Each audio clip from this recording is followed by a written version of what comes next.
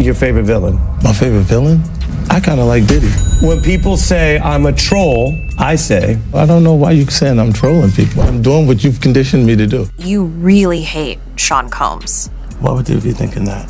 Because of the things that you post on Instagram, Yeah, because of the... Look at this. And let's stop for a second and do say that I hated him enough to hire his kids. And we've never done anything to each other. So it's just competitive energy and things that you say about other artists while you're in hip-hop culture. Listen to me. I'm going to get off the phone right now, and I am going to let you professionals look at the situation and come back to me with a solution. No matter what nobody said. And his reaction when those people went away. Got in the car and said, I feel like I need to wash, like I'm dirt. That was, it show you his character. Was that the reason for including it? Yeah, I mean, and what's the odds that you would do that in front of the camera? Like that's one of the moments where he forgot he was going to. Like the slippery soap. Yo, I actually washed the car because I'm supporting my brother. I'm not just buying slippery soap. I'm actually using it myself. So, yo, just stay tuned to see Diddy and Rose wash the car. You never know Diddy got on Carisha roof of the truck. He made it happen. I'm proud of you. Only for slippery soap. That's right. Let's go. They saying for real.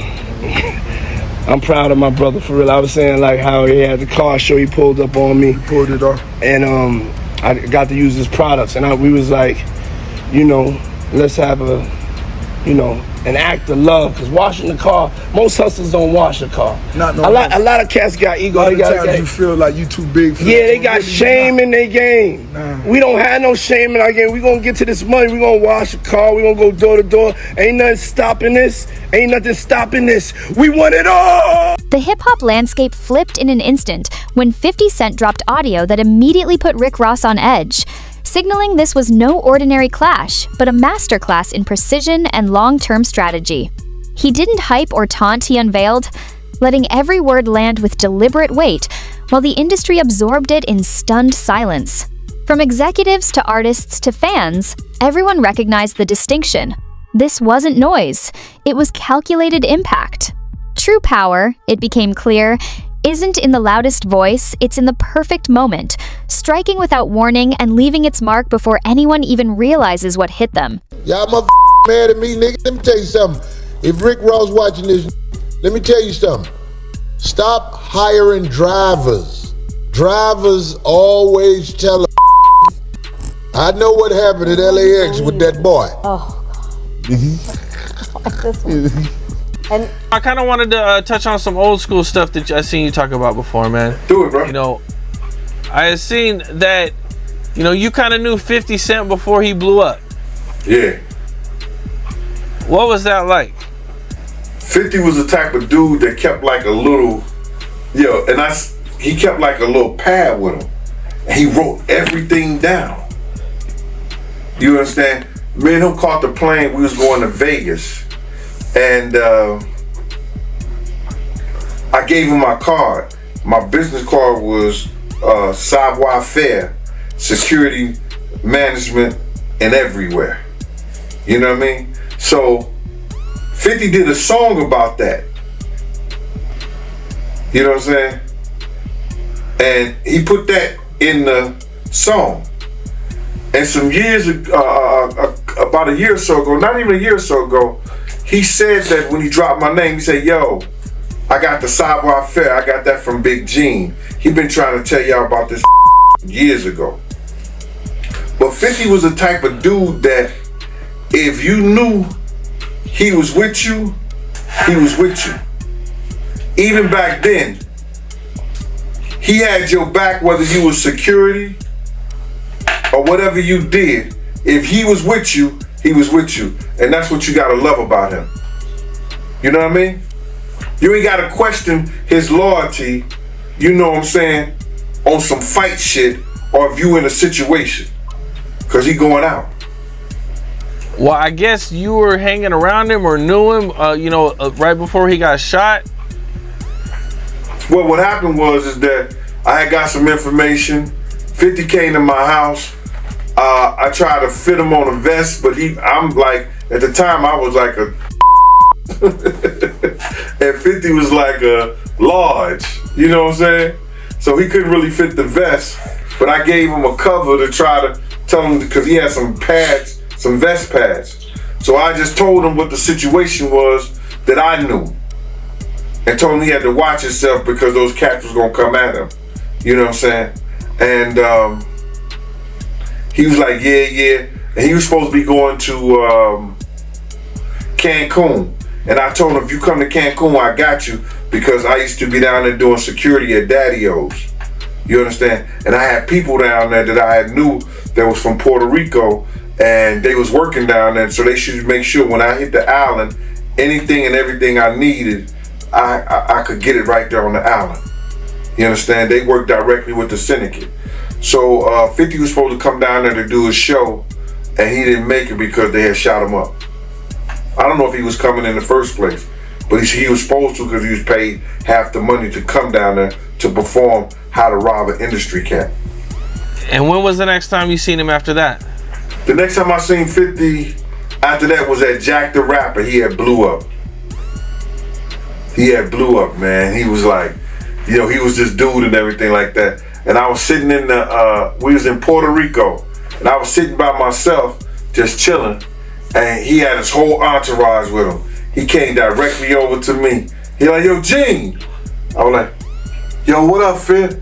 I said, what up, 50? He said, what's up, man? He said, yo, put his hand out to me, and he grabbed my, he said, yo, they can't stop what God got planned. Went on about his business. And then he blew up. What appeared sudden to outsiders was, in reality, the culmination of a strategy years in the making. Tracing back to when Ross threw jabs at 50 during the Officer Ricky era, confident the matter had been settled and long forgotten. As Ross expanded his empire and cultivated a broader public image, 50 quietly receded, observing from the sidelines and tracking subtle online signals that hinted the story was far from over. The release of the recordings confirmed that in high-stakes power plays, patience outweighs flash and fame, and that influence is often wielded not by the loudest voice in the room, but by the quiet observer who bides their time, watches for cracks, and strikes with precision, demonstrating that true control is measured in strategy, foresight, and the ability to wait for the perfect moment to reshape the narrative entirely. The music he had the bad boy legacy and everything like that, man. But, you know, a few albums, a few people, you know, made to be famous, but they not here to tell their story. Black Rob, Biggie, Craig Mack. They not here to tell their story, bro. And now you got everybody telling his story. Yeah, and I know 50, he did a recent interview with US Weekly saying that the reason why rappers are quiet about, you know, Diddy's situation is because they've been to his parties and they don't know what got caught on tape. Bruh, those people who was caught at Diddy's party did not know that he had 250 tape recorders in that house. That's a big house. But he had 250 tape recorders in that house that they took, that the feds found. So now with them finding all that and you being at a Diddy party, you know you may have done something that was caught on one of those tapes. You just better pray to God that they don't recognize you. Those people who know that they did something, no, they're not going to speak out. They're not going to say nothing. What part of the game is that? They are not going to come forward and tell on themselves. Nah, not at all. Ice Cube, he said it himself, bro. He said that Diddy's been targeted because of what he said about those folks and those people. Now, the people who was on those tapes may feel like Diddy might be targeting them. Because if he's asked about who is this, who is that, and he's under oath with the federal government, he got to tell them. He's not going to plead the fifth. Yeah, I know that got to be a terrible feeling, man. You know you did something wrong at Diddy party, and you hoping and praying that it's not caught on tape. But they don't think they did nothing wrong. That's their lifestyle. That's their lifestyle, bruh. I ask guys all the time, if two men lay down, how many homos get up? What you mean? Ain't mean what I mean. It's what it is. The moment the audio dropped, the industry shifted instantly into crisis mode, trading public bravado for closed-door meetings and hushed strategy sessions. Ross reportedly shrugged it off at first, dismissing it as typical trolling, but hearing the recording firsthand transformed casual indifference into urgent concern, revealing the stakes in stark clarity. Insiders describe the release as deliberate, meticulously planned over years, sparking uneasy questions about what else might still be concealed and who holds the next pieces of leverage. When a strike lands with such precision and control, everyone is forced into calculation, scanning the landscape for hidden motives, anticipating the next move, and confronting the unnerving reality that in a world built on perception, timing, and secrecy, the first reveal is rarely the last, and the repercussions echo far beyond the initial drop. Netflix so-called documentary is a shameful hit piece. Today's teaser confirms that Netflix relied on stolen footage that was never authorized for release, a statement from a PR rep told The Hollywood Reporter on Monday. As Netflix, here I have CEO Ted Sarandos knows, Mr. Combs has been amassing footage since he was 19 to tell his own story. This is interesting, right? Because as Netflix knows, so did they like have a deal with him to do his own doc, and then they sort of gave up on that, and Netflix is like, all right, take us to court. Kind of fascinating how that reveals. As CEO Ted Sarandos knows, he's been amassing footage since he was 19 to tell his own story in his own way. It is fundamentally unfair and illegal. That's the thing I'm more interested about, for Netflix to misappropriate that work.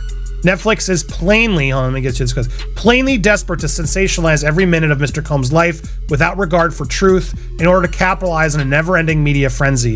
If Netflix cared about truth or Mr. Combs' legal rights, it would not be ripping private footage out of context, including conversations with his lawyers that were never intended for public viewing. No rights in that material were ever transferred to Netflix or any third party, the statement continues. It is equally staggering that Netflix handed creative control to Curtis 50 Cent Jackson, a longtime adversary with a personal vendetta who has spent too much time slandering Mr. Combs. Beyond the legal issues, this is a personal breach of trust. Mr. Combs had long respected Ted Sarandos and admired his legacy. Netflix, you're getting called out by Diddy. What are you going to do?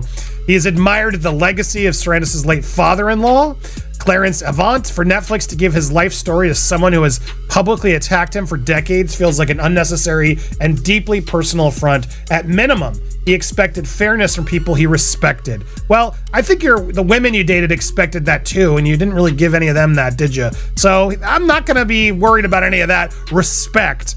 But I will say, how did they get this footage? Well, the director, both Stapleton and Jackson were tight-lipped about how the pre-arrest footage was acquired, with the rapper asking, why would you ask us to reveal our sources? The footage was obtained completely legally, Stapleton told. However, in another statement, another statement from Engelmeyer asserted that the footage was never authorized for release. It includes private moments, pre-indictment material from an unfinished project, and conversations involving legal strategy, according to the rep. So that's what things is interesting, right? Did Netflix have a deal?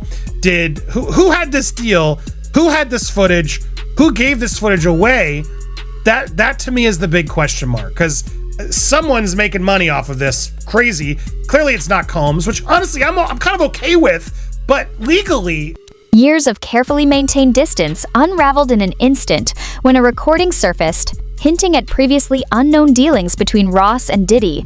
far deeper than anyone had suspected, forcing a re-examination of long-held narratives and reigniting lingering questions about Ross's early career and his true standing in the industry.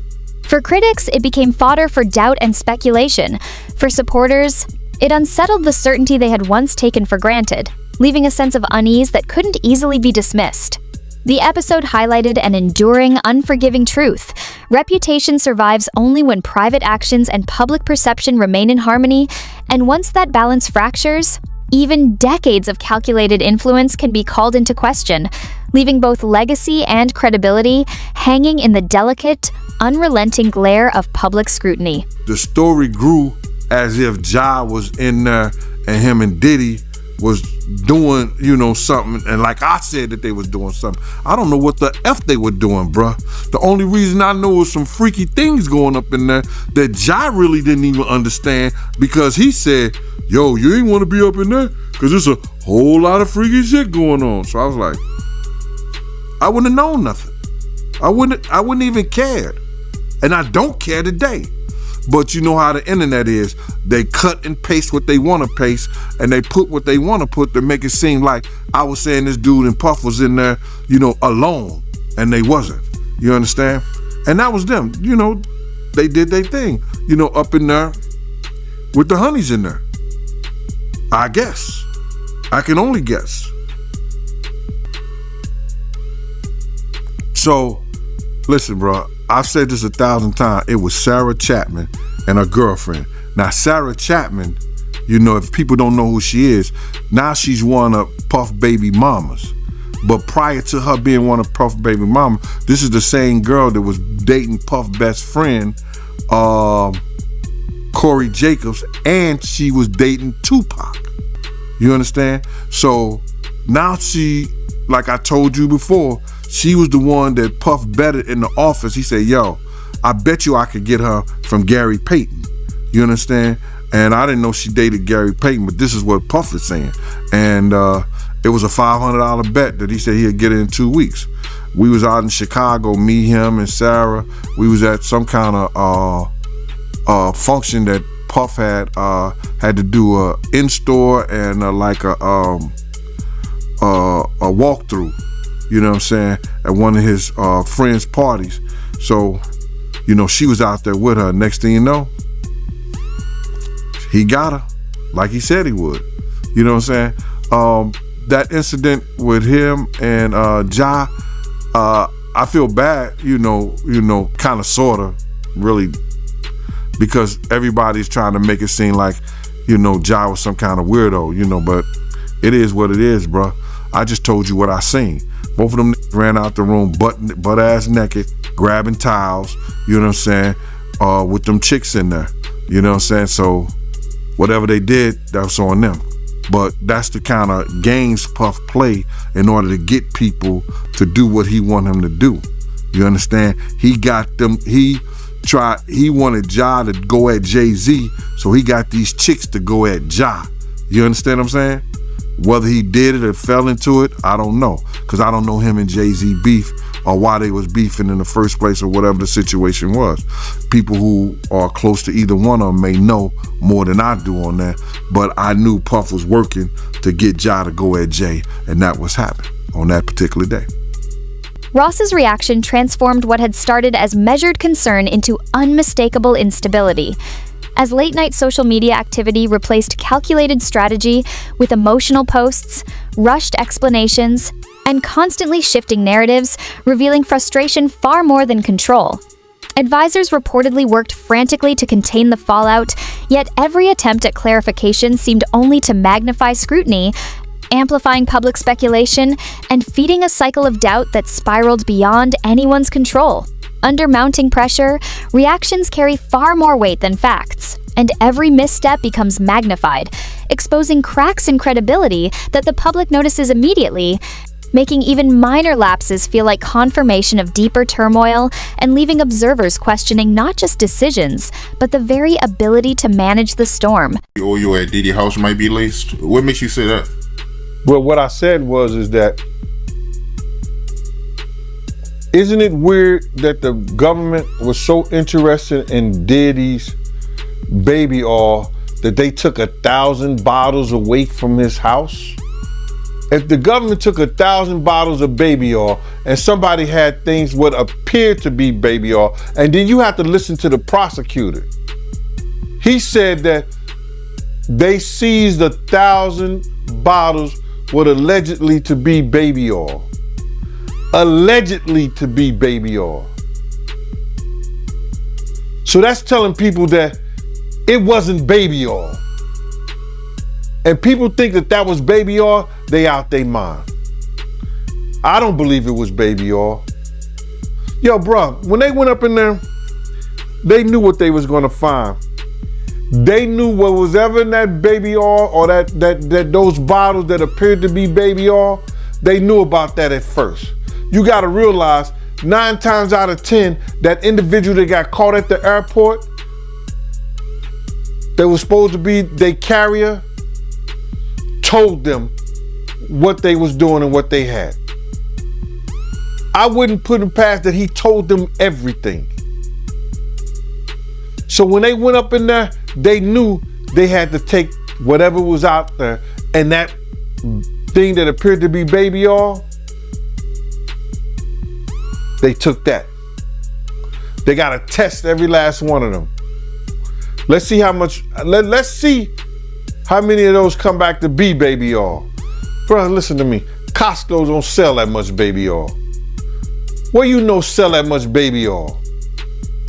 Yeah, I don't know any store that sell that much baby oil. I know Costco, they came out and said that they don't even sell baby oil.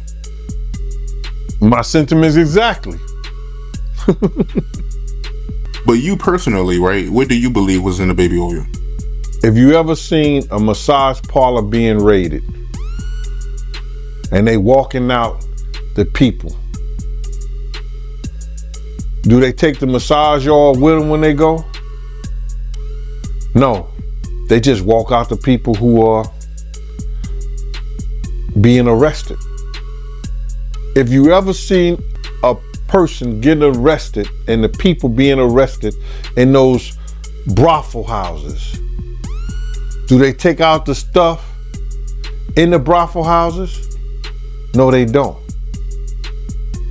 They take the individuals who are being arrested out the brothel houses. For them to take 1,000 bottles of baby oil, it's like that they did not leave one. They left people there, but they ain't leave not one bottle. Nobody needed no baby oil. So my whole thing about it is that there was something in that other than baby oil. That's why they took all the bottles. And 9 times out of 10, if I would give it a wild guess, it was, and like some of the people told me, it was probably that GHB. What's that? I think it's gamma hydrox.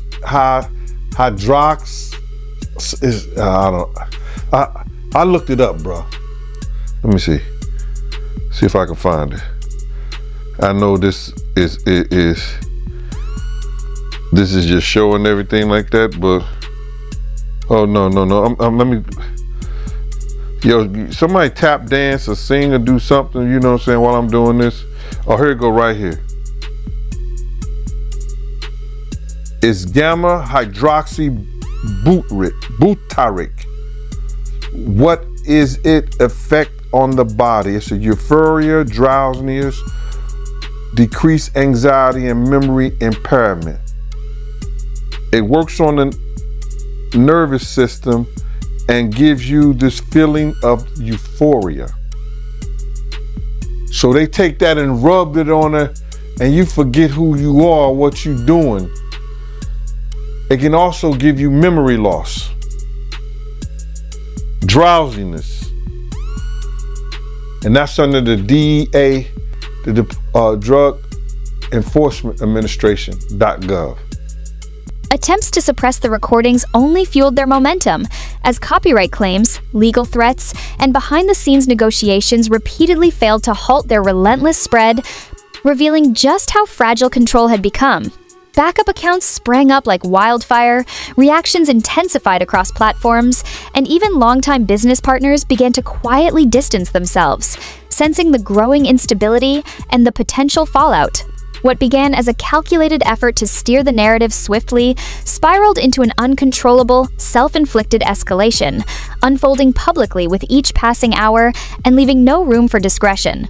Once credibility begins to fracture, the illusion of containment evaporates entirely, exposing vulnerabilities and forcing every involved party to confront the stark reality that influence can crumble far faster than it can be defended, and that every move in the digital spotlight carries consequences that reverberate far beyond the initial breach. Finally, someone asked the question. I'm listening so carefully. Here it is. Here's the answer. This is what we've been waiting for. The issue here, after reading a Post article, it seems that if the filming was not, the person was not aware that they were being filmed. Mm-hmm. So with that being said, that comes into a secondary issue of if this person was not aware, which is again why the first goal was not to take it to the open market, but then that's an issue for the purchaser who ends up purchasing the video. That's their legal problem to then overcome, not necessarily the seller's problem. No, it is the seller's problem. What is she talking about? That's terrible. I had not heard that part of this interview. I had not. That is not that is not a seller's problem. That's everybody's problem. Okay, if you are recorded, you are not aware. Somebody has a tape, and you're saying somebody's telling you, "I want to sell this tape." And by the way, I want to quote unquote help you because God believes in helping yourself to help other people. Let's make some money on this video. Like, there's so many things wrong with this. I can't even wrap my brain around it. There's so many things. I don't see protection. Somebody tell me they see protection here. I don't see it. Like, we're live. I'm trying to find there is a clip. I assure you, there's a clip where she mentions she's worried because she doesn't know if the person on the tape is of age. She said that in a previous interview. She's now done so many interviews, it's hard to track down while we're live. But you're gonna have to trust me on that. It's out there. She said it. Now she didn't confirm it. She said she was unsure. So all of this said, now I'm having trouble with this lawyer because it's just, she didn't really answer the question, did she? Like, she's trying to broker a deal, making it very clear the best way to do this before the bidding war starts is to buy it themselves. Meanwhile, it's illegal to have the tape. So how on earth is this? Again, I have to ask this one more time.